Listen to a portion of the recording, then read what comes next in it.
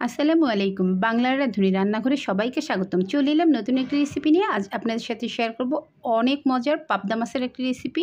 চলুন দেখে নিই আমি কি করে এই পাবদা মাছ রান্না করলাম। পাবদা মাছ রান্না করার জন্য আগে থেকে কেটে ধুয়ে পরিষ্কার করে নিয়েছি বড় বড় সাইজের 4টা পাবদা মাছ। 4টাই আজকে রান্না করব। এখানে সামান্য পরিমাণ হলুদ, লাল মরিচের গুঁড়া এবং লবণ অ্যাড করে দিলাম। এটাকে ম্যারিনেট করে রাখবো 8 থেকে 10 মিনিট। সাথে সামান্য একটু সরিষার তেল অ্যাড করেছি যখন আমি এটাকে ভালো করে মশলা মাখিয়ে নিয়েছিলাম।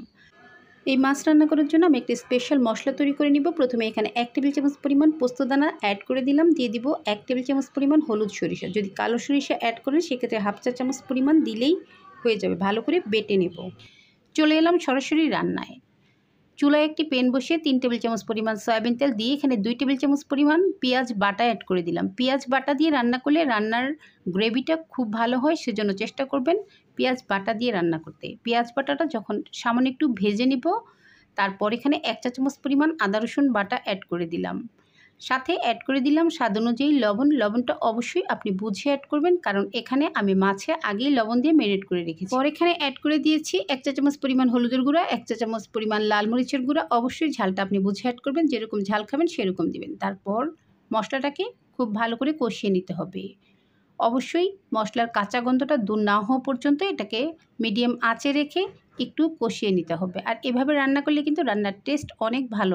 মশলা যত ভালো করে কষানো হবে রান্নার টেস্ট কিন্তু ততই ভালো আসবে। তারপর এখানে হালকা একটু পানি দিয়ে তারপর ভালো করে মশলাটাকে আরও কিছুটা সময় নিয়ে কষিয়ে নিতে হবে। অবশ্যই মশলা কষানোর সময় সামান্য একটু পানি অ্যাড করবেন, এতে করে মশলা পুড়ে যাবে না আর রান্নার কালার হবে খুব সুন্দর।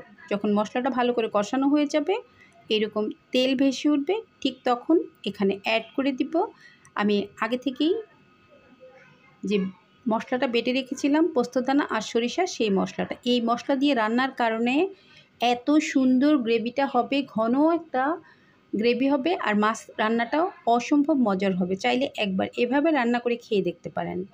আর এই রান্নাটা পেঁয়াজ বাটা দিয়ে করলেই কিন্তু বেশি ভালো হয়। তারপর বাটিটা ধুয়ে সামান্য একটু পানি দিলাম। এই মশলাটাও আমি খুব ভালো করে কষিয়ে নেব। আর এভাবে মিডিয়াম আঁচে রেখে আপনাকে রান্নাটা করতে হবে, তাহলে মশলা পুড়ে যাবে না, রান্নার কালার হবে অনেক সুন্দর, খেতেও অসম্ভব টেস্টি। অনেকেই অনেক রকমভাবেই পাবদা মাছ রান্না করে খান, অবশ্যই একবার হলো এভাবে ট্রাই করে দেখবেন। দেখুন কালারটা মাশাআল্লাহ কতটা সুন্দর হয়ে গিয়েছে। আমি এভাবে মাঝে মাঝে পাবদা মাছ রান্না করি, আর পাবদা মাছটা আমার অনেক প্রিয় একটি মাছ। যখন মশলাটা ভালো করে কষানো হয়ে, এখন অ্যাড করে দিলাম ঝোলের পানি। ঠিক মাছে যতটা ঝোল রাখবো ততটাই পানি দিয়ে দিতে হবে। যদিও আজকের মাছ রান্নাতে কোনো রকম ঝোল রাখবো না, একদম মাখা মাখা ঝোলেই রান্না করব। আর এই রান্নাটা আপনি গরম ভাতের সাথে খেয়ে দেখবেন কতটা মজার। অবশ্যই ধোয়া ওঠা গরম ভাতের সাথেই এই মাছ রান্নাটা খেতে হবে। তারপর ফ্লেভারের জন্য কয়েকটা কাঁচামরিচ আমি এখানে অ্যাড করে দিলাম।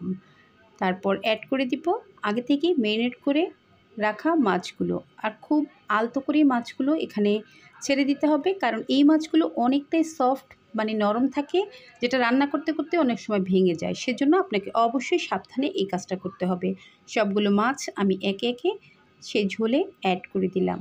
আমি নেড়েচেড়ে একটু ঢেকে দিব 4 থেকে 5 মিনিটের জন্য। পাবদা মাছ রান্না হতে কিন্তু খুব বেশি সময় লাগে না, একদম অল্প সময়ের মধ্যে এই মাছটা রান্না হয়ে যায়।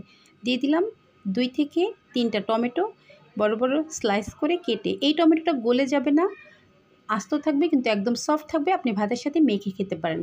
খুবই মজার এই পাবদা মাছ রান্না। এভাবে রান্না অবশ্যই একবার হলেও করবেন। আমি বেশিরভাগ পাবদা মাছগুলো কিন্তু কাঁচা আম অথবা যে কোনো টক ফল দিয়ে রান্না করি, আমার হাজব্যান্ডের খুবই পছন্দ। ঢেকে দিলাম 4 থেকে 5 মিনিটের জন্য। এর মধ্যে দেখুন ঝোলটাও ঘন হয়ে গিয়েছে আর রান্নাটাও একদম পারফেক্টভাবে হয়ে গিয়েছে। আর এখানে বেশি ঝোল রাখবো না, একটু মাখা মাখা ঝোল রাখলেই খেতে ভালো লাগে। দেখুন তো এভাবে রান্না করলে খেতে কেমন লাগে, অবশ্যই ট্রাই করে কমেন্ট করে জানিয়ে যেতে পারেন। দিয়ে দিলাম আর একটু টেস্ট বাড়ানোর জন্য ধনিয়া পাতা। এইরকম দেশীয় অনেক রান্না আমার চ্যানেলে আছে, আপনারা চাইলে দেখে নিতে পারেন। আমি অবশ্যই ডেসক্রিপশন বক্সে কিছু লিঙ্ক অ্যাড করে দিব। একদম রেডি হয়ে গেল আমার আজকের পোস্তদানা সরিষা বাটা দিয়ে পাবদা মাছ রান্না। পাবদা মাছ যে কোনোভাবে রান্না করলেই খেতে ভালো লাগে, একদম সফট মাছ। এই হচ্ছে ফাইনাল লুক।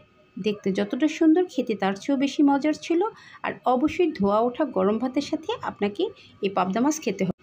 এই পাবদা মাছগুলো অন্য পাবদা মাছের চেয়ে একটু বেশি বড় ছিল, মোটামুটি অনেকটাই বড় ছিল। অসম্ভব মজার এই পাবদা মাছ।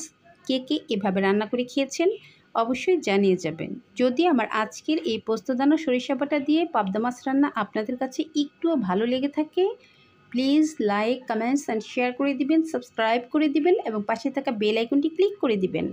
সবাই ভালো থাকবেন। অনেক ধন্যবাদ।